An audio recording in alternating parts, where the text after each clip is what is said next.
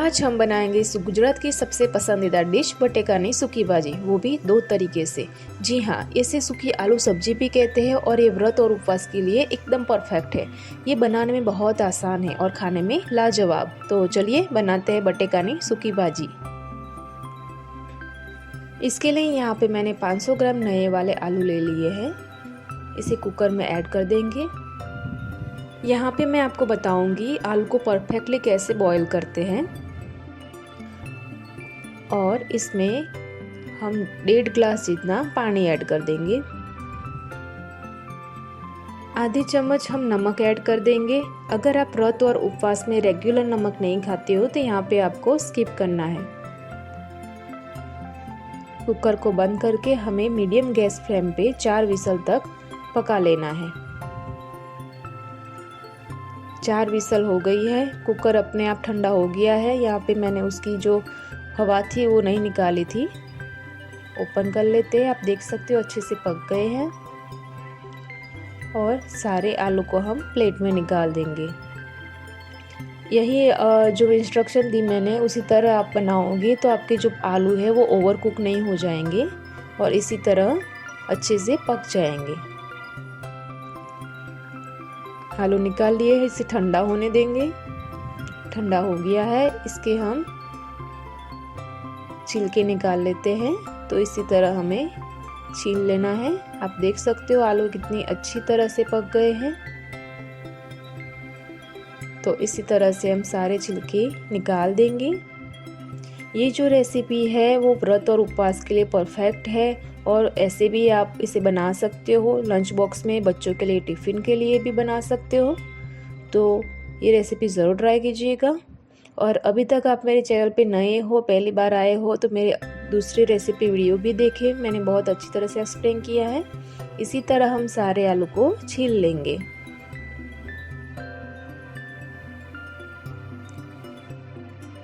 आलू को कट कर लेते हैं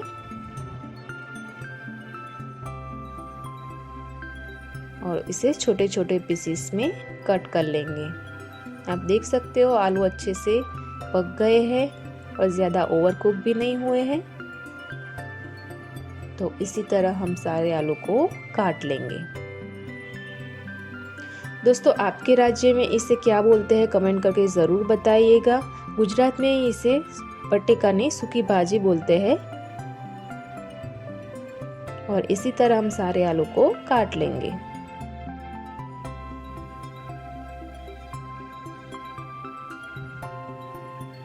सारे आलू को हमने अच्छे से काट लिया है। इसी तरह हमें छोटे छोटे पीसेस कर लेने हैं।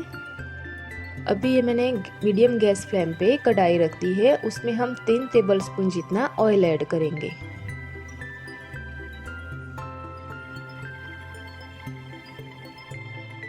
तेल गरम हो गया है। सबसे पहले 1 छोटी चम्मच जितना जीरा ऐड करेंगे। करी पत्ता ऐड कर देते हैं। यहाँ पे मैंने 2 हरी मिर्च को छोटे छोटे टुकड़े में कट कर लिया था, वो भी ऐड कर देंगे। और 5 से 10 सेकंड के लिए इसे पकने देंगे ताकि उसका जो तीखापन है वो ऑयल में अच्छे से सेट हो जाए और सब्जी में भी। यहाँ पे आधी छोटी चम्मच जितना हल्दी पाउडर यूज़ किया है और 1 छोटी चम्मच तेल ऐड किया है। हल्दी पाउडर ऐड करने से जब सब्जी का जो कलर होता है बहुत खिला खिला हुआ सा आता है, तो आप इसे ज़रूर ऐड कीजिए। सारे आलू को ऐड कर देंगे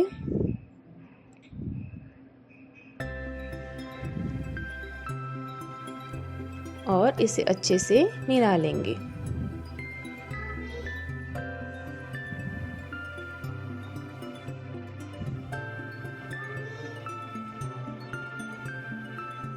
इसी तरह हमें अच्छे से मिक्स कर लेना है।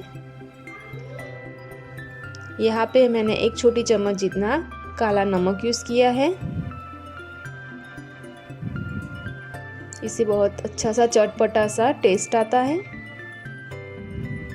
अच्छे से मिक्स कर लेंगे और इसे हम एक प्लेट में निकाल देंगे। ये जो सब्जी बनाई हमने हरी मिर्च से, अगर आप लाल मिर्च नहीं खाते हो तो इसी तरह आपको हरी मिर्च से बना लेना है। और ये बच्चों को भी बहुत अच्छी लगती है।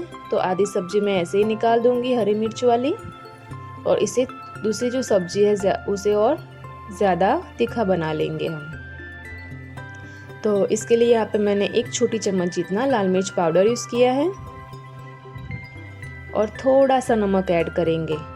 नमक हमने बॉईल करते समय और जो अभी काला नमक भी डाला था, और इसलिए यहाँ पे हमने सिर्फ थोड़ा सा नमक यूज़ किया है। तो अच्छे से मिला लेंगे। अगर आप व्रत और उपवास में लाल मिर्च नहीं खाते हो तो आपको ये स्किप करना है। अच्छे से मिक्स कर लेंगे और इसे ढक के बस 1 मिनट तक के लिए हमें मसालों को पकने देना है। 1 मिनट हो गया है। सब्जी को अच्छे से चला लेंगे। सब्जी हमारी ऑलमोस्ट बन करके तैयार है। इसके ऊपर हम आधा नींबू का रस डालेंगे।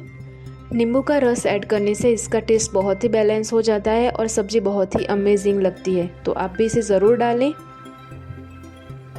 ऊपर से थोड़ा कटा हुआ हरा धनिया ऐड कर देंगे। इसका टेस्ट भी बहुत अच्छा आता है और दिखने भी बहुत ही अच्छा लगता है। और हमारी बटेका की सूखी भाजी बन करके तैयार है। इसे आप ऐसे ही फास्टिंग के टाइम पे खा सकते हो, दही के साथ भी ले सकते हो और टिफ़िन में भी इसे बना सकते हो। तो लीजिए दोस्तों, तैयार है हमारी गुजराती स्पेशल व्रत स्पेशल बटेकानी सूखी भाजी। अगर आपको ये रेसिपी पसंद आई हो तो वीडियो को लाइक और शेयर ज़रूर करें। और अगर आपने अभी तक मेरे चैनल को सब्सक्राइब नहीं किया है तो जल्दी कर लीजिए, ताकि आपको ऐसी ही मज़ेदार रेसिपीज़ मिलती रहे। मिलते हैं एक नई रेसिपीज़ के साथ। तब तक के लिए हैप्पी कुकिंग।